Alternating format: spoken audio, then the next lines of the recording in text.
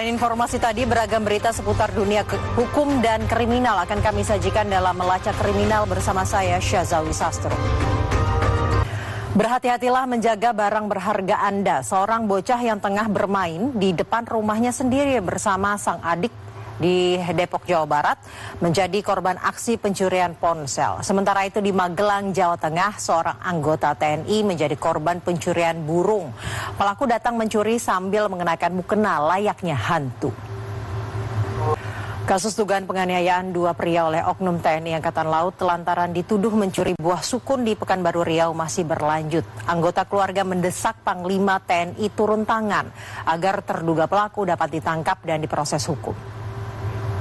Waspadalah terhadap aksi pencurian seperti yang terjadi di Jakarta Utara. Dua orang pria mencuri dua buah spion mobil mewah di kawasan elit Pantai Indah Kapuk.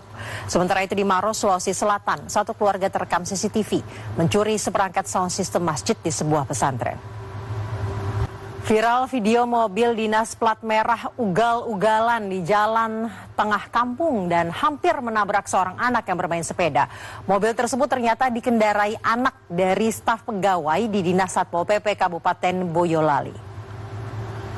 Viral aksi seorang oknum guru SD di Pesawaran Lampung yang marah-marah dan nyaris mencekik murid saat upacara bendera. Bahkan sang guru juga membentak guru lainnya di depan siswa yang sedang berbaris.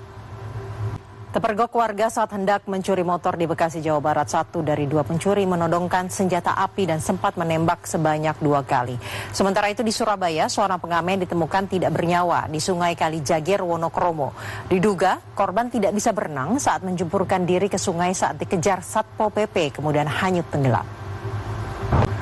Jenazah Nurminah, perempuan yang ditemukan tewas dicor di dalam sumur pada Senin siang, akhirnya dimakamkan pihak keluarga di Lombok, Nusa Tenggara Barat. Korban diduga adalah korban pembunuhan yang dilakukan kekasihnya.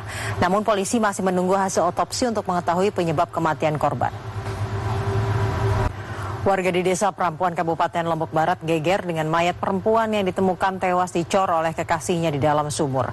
Pihak keluarga meminta pelaku dihukum mati, sementara polisi masih menunggu hasil otopsi untuk mengetahui penyebab kematian korban. Dan untuk mengetahui bagaimana perkembangan kasus ini, kami sudah terhubung dengan Kasih Humas Polres Lombok Barat, Ibtu Amiruddin. Selamat sore.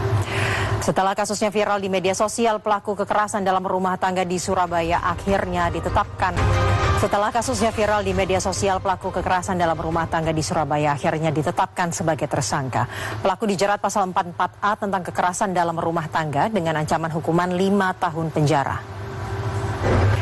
Belasan bangunan di Pasar Rakyat di Kabupaten Ponorogo dibongkar. Bangunan diratakan dengan tanah karena diduga disalahgunakan untuk kegiatan prostitusi, berkedok warung kopi, dan puluhan penjualnya terindikasi terinfeksi virus HIV. Seorang oknum rekanan Bulog Jambi diringkus tim di Treskrimsus Polda Jambi karena nekat mengubah kemasan karung beras SPHP subsidi Bulog ke kemasan tanpa label atau non-subsidi.